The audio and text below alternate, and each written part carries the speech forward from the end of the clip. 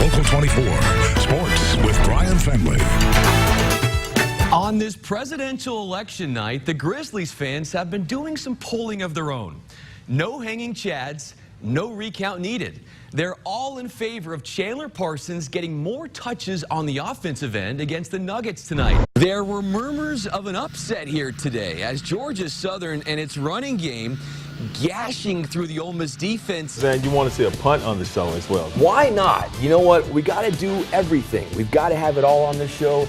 Got to represent, man. They are humans as well. Man, get out of here. Time for another quick timeout. The Grizzlies are almost a week into training camp, bearing through two-a-days. You see what I did there? Grenada four-star recruit, a safety, C.J. Avery, is the cousin of Memphis Tigers linebacker Jernard Avery. How's that for some football pedigree? Tennessee, you win or you go home. That's the motto right now. High school football teams hoping to embark on the month-long adventure to Cookeville, the host site of state championship games in each division. How hard is it to maybe put that friendship aside when you are in the ring? I wouldn't say I had to fight a friend, but I did have people that I thought that was friends that I had to either punch in the face. In order to beat the Mustangs, the Tigers coaching staff feels like their team has to improve on the defensive line. Tigers Den hour Kevin Barbie is with the players today and the coaches as they got off the plane. And during the flight, you got to imagine Coach Norvell diagramming ways to stop the run, because last week against Tulsa, James Flanders, as you see there, rushed for 5 touchdowns. Hey, that's good for Flanders if he's on your fantasy team, but a headache for defensive coordinator Chris Ball, who hopes for a better effort out of the D-line tomorrow. We just got to be disciplined. Razorback Nation, oh my goodness, what a game your team had today against 15th ranked TCU. We started off late fourth quarter, Hogs down 8, Austin Allen slings to Keon Hatcher for the touchdown. Arkansas has to go for 2 now. And they run the reverse. Hatcher finds Allen in the end zone, ties the game. Now TCU has a chance to win it in regulation, but the field goal is blocked by Dan Skipper, so let's go to overtime. And in the second OT, after TCU kicked a field goal, it's up to Arkansas to win the game. And it's Allen fighting his way across the goal line, and Arkansas with a statement win. They get it done, 41-38. Dwan Fowler plays basketball with a grace and beauty that is captivating. With each dribble, he is reminded of why this game is so special to him and how it's helped him overcome his past. I've seen a lot of players come in and out of Memphis. I've seen a lot of professional athletes. I know a lot of professional athletes, and it's that kid right there is something else. Fowler in space, showtime!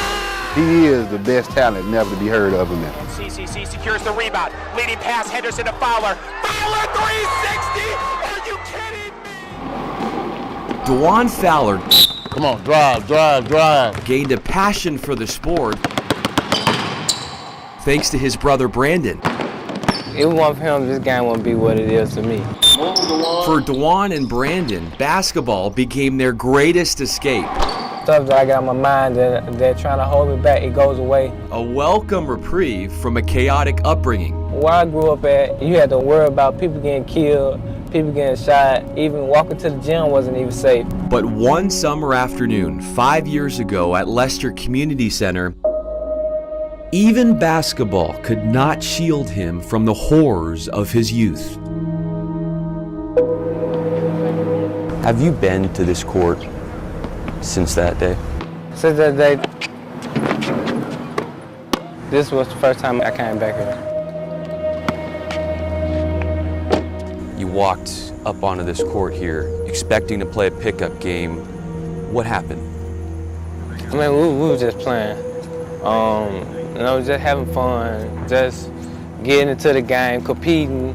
When we got to the gate, some people came up, talking about stuff that happened in school. They were boosting one of the guys' head up, one of them pulled out a gun, and he pointed at him, and then there was no question asked. He didn't say nothing else after that. He pulled the trigger, shot her one time.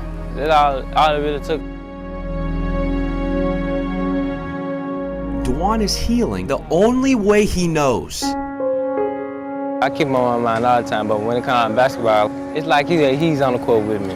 As the game goes on, it's like he has a hand on my shoulder through it all. Inside these lines, he feels his brother's spirit never died. It's like we still competing against each other.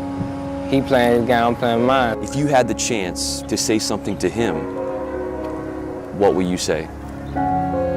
I say thank you for everything you done for me, even though the stuff that I didn't even see that you were doing, but now I see why you did that stuff, and I say thank you. And I say, I miss you and I love you. Now, Dwan's mission is to not let his brother down. Brandon's final words, offering Dwan hope for a brighter future. What was the last thing your brother said to you? When he got put in the ambulance and we looked eye to eye from just standing, we looked eye to eye, he said, don't give up. Don't give up. Dwan is playing for Russ College this season. He'll be a sophomore, and the Bearcats have their season opener November 5th on the road against Wiley College. Fowler's ultimate goal is to one day compete professionally. Reporting from the studio, I'm Bryan Fenley.